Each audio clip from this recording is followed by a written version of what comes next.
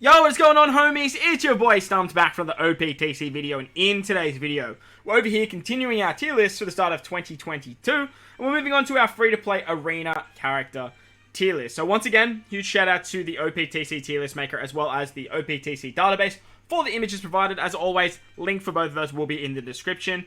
As per the other tier lists, if you've been checking them out for the Kazuna and the Treasure Map characters, you will notice that we are missing Arena Luffy as well as Arena Crocodile. So we will talk about them at the end, but unfortunately, it's just not up to date. So, look, it is what it is. So I'm not going to criticize them for not doing it. Like, it is what it is. We're just working with what we have. So, we will be talking about every arena character in today's video, how good they are, what they do, where they sort of sit on a tier list, and sort of give you guys an idea of what characters you want to be looking at farming out of these arena characters. Now, I do have all these characters. I've used all these characters, and before we start, all of these arena characters are very, very good. Ideally, farm them all up. Like, they're all pretty good characters, especially for free-to-play characters. But obviously, there are some characters that are like actually fairly hard to farm, because arenas are some of the hardest content in the entire game. But check out the channel. There's plenty of videos. There is a playlist for the arenas. I'll leave a link for that in the description, and you guys can check that out. But most importantly, don't forget to smash the like on this video for me, guys. If you are new to the channel and you're enjoying the OPTC content, hit that big red subscribe button as well. Just be mindful, this is my personal opinion. You don't have to take it as law. At the end of the day, like, if you have the Recollective Archive available, you should be using it anyway. So you may as well farm all these characters up. You get a gem for beating it the first time. They are all fairly good characters. They all have 3 limit break abilities like Legends do, and basically these have become like the new sort of like peak free-to-play characters. And with that said, let's dive in. So the first character is Camazo. Now, Camazo isn't a terrible unit. He's mainly used as support nowadays, but when he first came out, he's very, very good. So his special cuts the crew's HP by 20% and deals 88 times that damage as typeless non-damage to all enemies, reducing burn by 4 turns, damage reduction by 4 turns, and if the captain's slot is a type slot, he will double crew slot effects for 2 turns, and if not, it's a 2.25 orb boost for 2 turns. Very, very strong. 2.25 orb boost is great. But the main reason I actually use this guy is for his support. Now, his support goes on Yuita's Kid and gives a 1.3 times color affinity boost for driven characters on the final stage. That is basically where I use him most. Even though he does have a fairly good special, I mainly use him as support. You can probably put him in the niche category because he cuts your HP. It means you can get around stun, which is really, really nice. He does a nice chunky orb boost, and he's a dex-driven character. But most of the time, you will see me using him on Kid for a color affinity buff on the final stage. However, I have used him in the past to get around stun mechanics. He has a nice chunky orb boost. 2 times for 2 turns is absolutely fine for a free-to-play character. And he also has a wave clear mechanic. He also has one of the limit break abilities that reduces his special charge by 10 turns. So if you're using this guy as a wave clearer, he works great. If you are using him to cut your own HP to get around stun, he works great. And even if you're just using him as an orb booster, he also works really great. So for that reason, I'm going to stick him in niche, because like I feel like that's where he shines the most. On to the next character, we had Arena Frankie. Now, Frankie's an interesting one. I actually really like this Arena Frankie. I think he's a really cool unit. But he's not the be-all or end-all. He removes all positive effects, which is very, very strong. And then he reduces crew's attack down and despair by 4 turns. Bit of a shame that it's 4 turns, but it is what it is. He then doubles damage dealt by defense down after 1 turn. And if you hit 2 perfects, he sets all enemies' defense to 0 for 1 turn. So basically, you get the clock buff, you get the perfect buff, you get some utility on 1 turn, and then you get a carryover effect of setting the defense to 0, as well as getting a 2 times conditional boost, which is actually pretty damn strong. Removing positive effects as well means that you can get around like very small orb buffs and attack buffs, which is great. And he also has quite a nice support, reducing 2 turns of attack down whenever you use a special on Zoro, Usopp, or Nami. Any of the characters that went to Wano with Frankie, he will boost them. So, pretty good character. One of my favorite, actually, in terms of the arena characters. I do try and find a spot for him as he's only on a 12-turn cooldown. He does have Barrier Pen as well, the best limit break in the game by far. And for that reason, I'd say he's pretty useful. You can use this guy for his utility. That's the big reason that most of the time he will be used. Removing positive effects can be good, it can be bad. When used the correct way, it can be really good. Otherwise, it can be bad too. So, but nevertheless, it's not bad by any means if you just, like, use it in the correct way. Getting the double conditional boost when that works is actually really, really nice. But the reason I'm going to put him in pretty useful is, like, he doesn't see, like, heaps of play. Like, he just doesn't see heaps of play. At the end of the day, as you guys know, I do like to build my tier list on usability.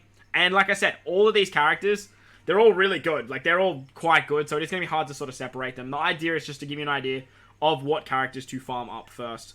On to Xray now. Xray's a bit of a weird one, because he's not a terrible unit. It's not a fantastic unit. He reduces all damage and nullification by 2 turns, which is really, really good. Honestly, really, really good. He then reduces 4 turns of Threshold and boosts the type effects of normal attacks by the crew by 1.75. Now, if there are 3 or more side characters on the team, he reduces Bind by 4 turn and boosts his Chain Multiplier by 0.75. But if there are 3 or more Dex, Quick, or Int characters on the crew, he changes crew slots to own type and sets the Chain Multiplier to 3 times 1 turn. So this guy does a whole bunch of different stuff, and for that reason, he's a bit janky when it comes to actually utilizing. But he does remove Damage Null for 2 turns, which can actually make him pretty useful. Like, Damage Null is a very rare ability, and to get it on a free-to-play character is actually pretty nice. Most of the time I use him for his support. He's a strength powerhouse character, and he gives a 1.2 times color affinity boost on the final stage. It just triggers on the final stage. You don't have to do anything, which makes it nice, and is great to get around color affinity, like, interrupts. I would put him in support mainly because that's where I use him most, but I'm going to slide him up into niche purely because he has the utility of removing damage null. If you can get all these other effects off, he can do some pretty nice stuff, but the big reason you're using this guy is for his threshold removal, maybe his bind removal, but mainly removing the 2 turns of damage null, which actually makes him a fairly niche unit, and not terrible, like definitely not terrible by any means. On to Brook now. Brook. Now, I used this Brook recently in the Arena Luffy, funny enough. Bone Kichi Brook. He deals 100 times character's attack and non-type damage to all enemies at the end of 3 turns, delays all enemies for 2 turns, sets the defense to 0 for 1 turn, and if there's 1 enemy, he then doubles the damage to defense down, and if there are 2 or more, he doubles the damage to delayed enemies. So, if the enemy is immune to slot status effects as well, he massively reduces a portion of each enemy's damage dealt by 3,000. So, not a bad unit by any means. He doesn't have a great support, and he doesn't have amazing, well, he actually has an okay support. On Toki, Hiyori, and Zoro, he increases the damage dealt to defense down, which can be pretty useful. Especially if you have that Sai Wano Zoro, like, that could be pretty nice. So he does have pretty nice support. All these characters actually have pretty nice supports. But I'm going to put him into pretty useful, mainly because he has that end of turn damage, which is pretty cool.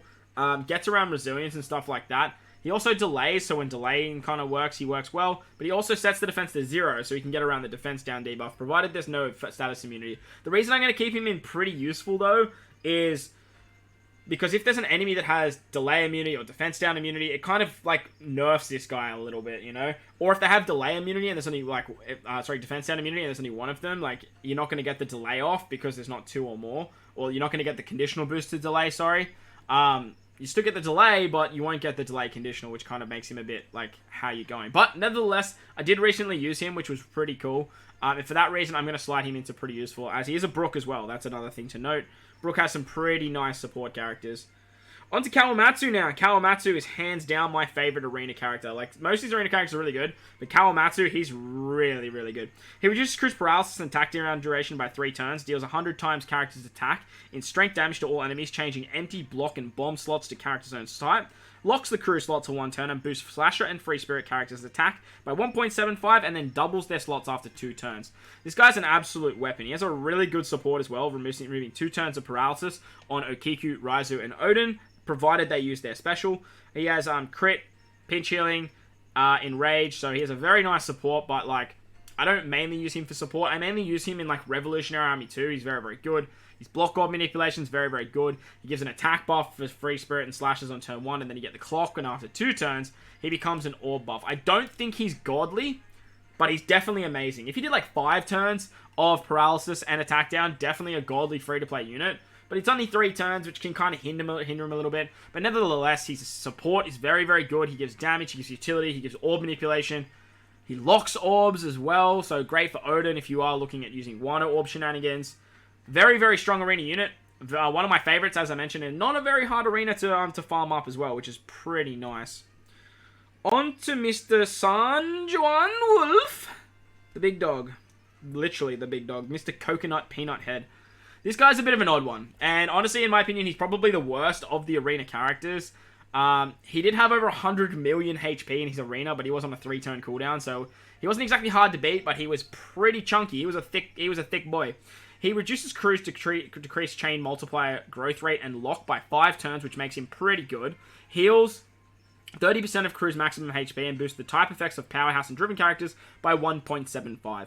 If the captain is a powerhouse or driven character, he's going to double the powerhouse and driven character slot effects for 2 turns. I didn't actually know he did that last part. Okay, there you go. Shows how much I actually use this particular unit. He does have a support for Blackbeard as well, that he removes 2 turns, and Shiryu, sorry. 2 turns of chain multiplier growth or chain lock, which can be pretty nice. And that's basically where I use this guy. Now, I'm not saying that he's bad. Not saying he's bad by any means. I'm just saying that I think he's probably the worst out of all of these arena characters. The big reason I say that is I mainly use him for his support, but Driven already have amazing orb boosters. You have Versa Kainu, you have King, you have Moria, you have Katakuri's not Driven, he's Powerhouse, my bad. Well, Powerhouse as well, right? You have Sanjuan Judge. You have a lot of options when it comes to orb boosters, so seeing that like orb boost potential that he can bring is nice, and it's a lot of damage, but the main thing you'll be using for him is color affinity, right? Color affinity, Driven, and Powerhouse, they don't have a lot besides Moria and his carryover ability. But, look, you could say he's pretty useful if you love running Driven and Powerhouse. Definitely a pretty useful character. But for me, per se, I mainly use this guy as support. Like, they're just Driven Powerhouse have an array of characters that just work.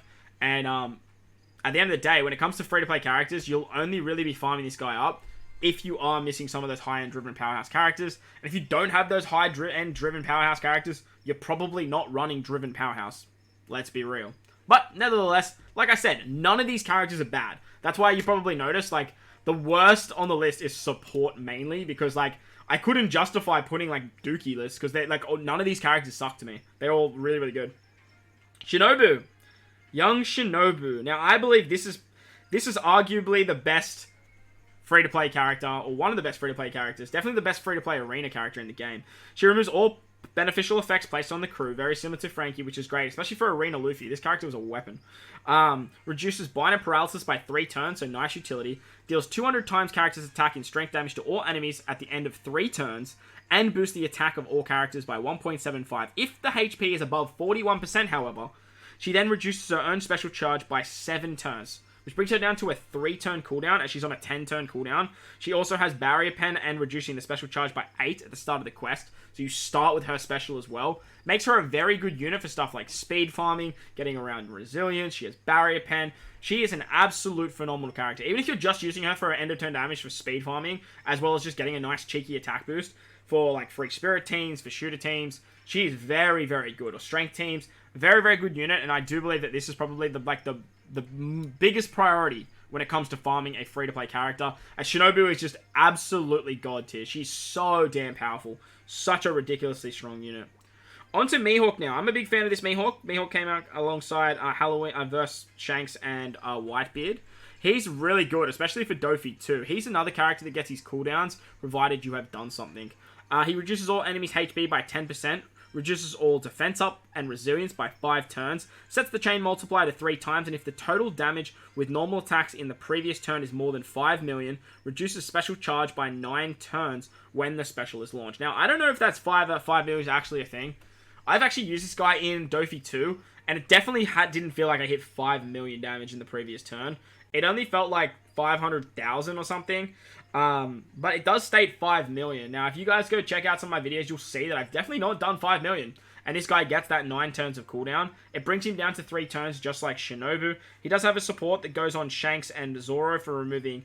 if they use an attack or slot boost, they remove resilience for 2 turns, which can be useful, but it's not exactly the be-all or end-all. But because he can, like, get his cooldown back, he's actually pretty amazing. He's a slasher, he's a cerebral, and he's an int character, which makes him very, very nice, getting a 3 times chain lock and having that defense up removal especially. Very, very good unit, and I actually use this Mihawk quite a bit.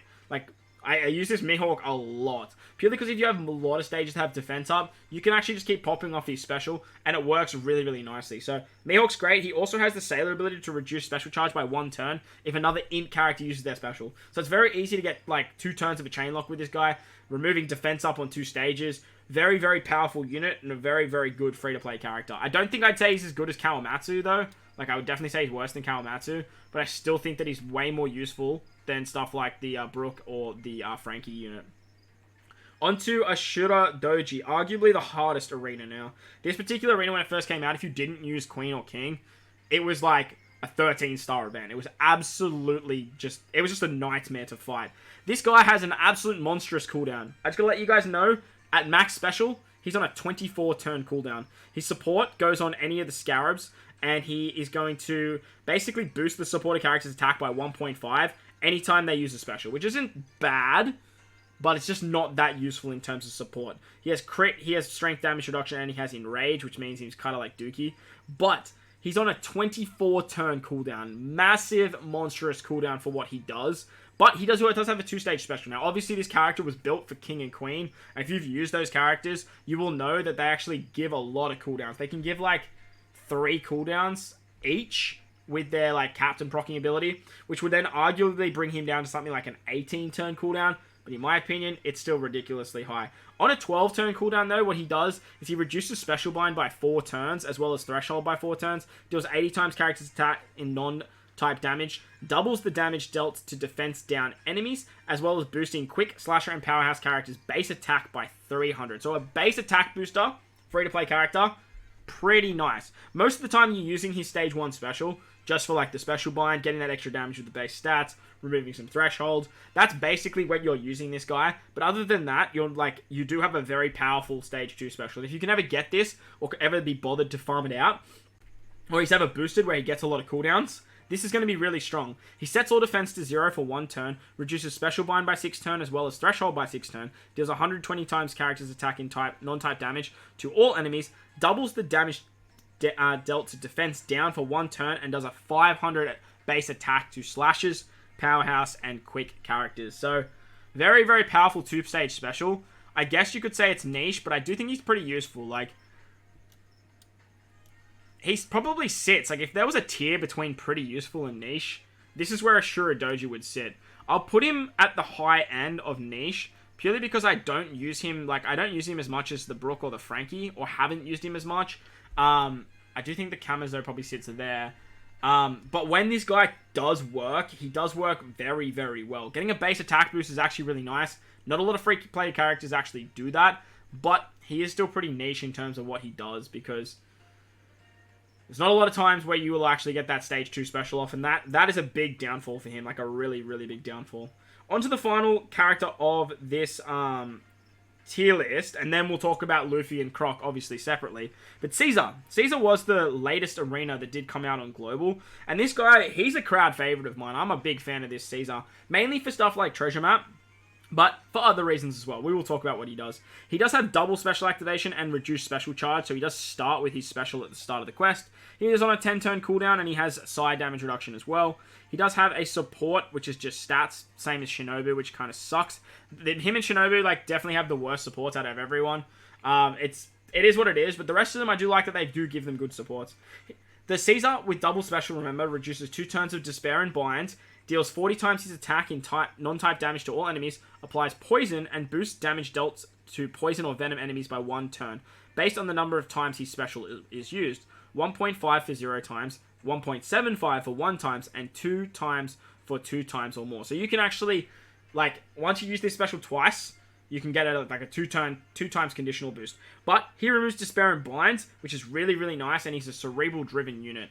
Really, really powerful character, especially for stuff like Treasure Map as a wave clearer, or to get around stuff like Resilience, or to get around stuff that involves, like, or just give you more damage whenever you can get poison off. He's a very useful character, especially, like I said, especially for Treasure Maps and stuff like that. I don't know if I'd say he's as good as Mihawk and Kawamatsu, but I definitely have, especially in Treasure Map, right? I've definitely used him more than stuff like the Brook and the Frankie. When the content has presented itself for like 2 turns of bind and I need that double special activation, he's very, very handy for that.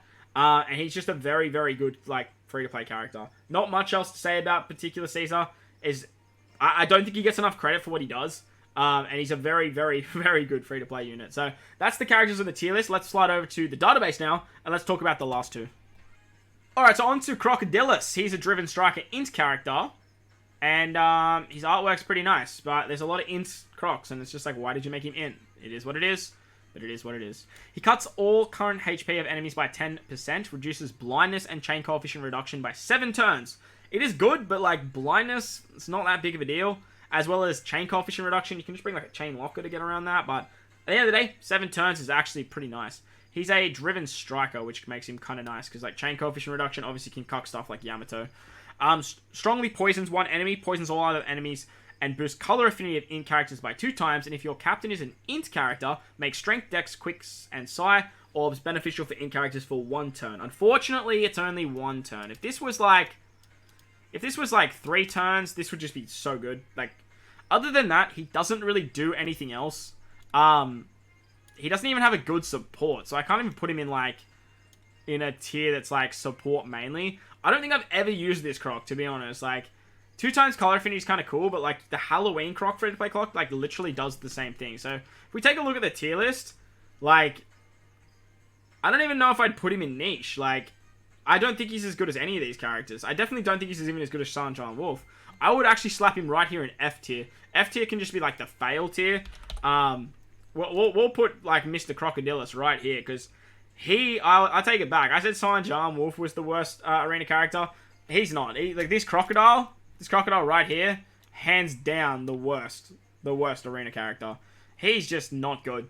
He's just not good at all. That's really disappointing. I totally forgot this croc even existed, to be honest, until like I looked at the tier list and was like, I swear there's another one missing besides Luffy. He does have critical hit. He does have enrage. He does have slot bind. 5 times slot bind's kind of dookie. So look, he's the thing, I guess. But like, if you were ever running a croc besides like the new like legend croc, like which is just like your go-to for crocs, I'd be running like Halloween croc. Though the free-to-play Halloween croc just sounds way better in my opinion, just absolutely way better. So it is what it is. The last and newest free-to-play arena character that did come out on both sides of the game, obviously, is Monkey D. Luffy. The Cape Luffy is a free-to-play character. That is a crime. But we do have, obviously, a new Straw Hat Crew Luffy with the cape, and that's made it better. So he is a Dex Free Spirit Fighter character, and he has a 3-stage special. On stage 1 at 9 turns, going down to 6, actually, with his limit break. Reduces defense of all enemies by 50%, changes block orbs into matching orbs, blocks the chain multiplier for 2.75. Not terrible on a 6-turn cooldown. Block orb manipulation is always nice. Reducing defense is pretty cool, as long as they don't have immunity, and a 2.75 times chain lock. On a 6-turn cooldown, I'll cop that. He cuts the current on a 10-turn cooldown to stage 2. He does a 10% HP cut, which is good because it means you can use supports. Still does the block orb manipulation, but reduces defense by 80%, and is now a 3 times chain locker. Okay, not bad on a 10-turn cooldown. I'm assuming he goes up. I don't even remember what this Luffy does. I'm not gonna lie to you. 14 turns. He cuts the HP of each enemy by 10%, reduces defense by 100%, removes poison completely. That's interesting. And changes block orbs into matching orbs, locks the chain multiplier at 3.5. So on a 14-turn cooldown, you get a 3.5 times chain lock. You get block orb manipulation. You do a 10% HP cut, which is great for supports. Sets the defense to 0 and completely removes poison. It's interesting that it removes poison, because like you could just use Invinkov support.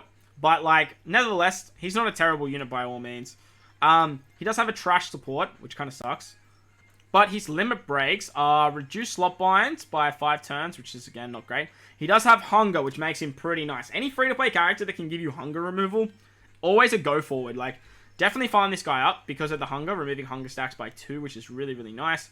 And he does have pinch healing as well. So, definitely not a bad free-to-play character. Definitely not a bad arena character. If I was going to slide him in anyway, I would put him probably in the niche category. I haven't obviously used him at all because he's so new. Maybe you could make an argument for the fact that he'll slide in right here on pretty useful.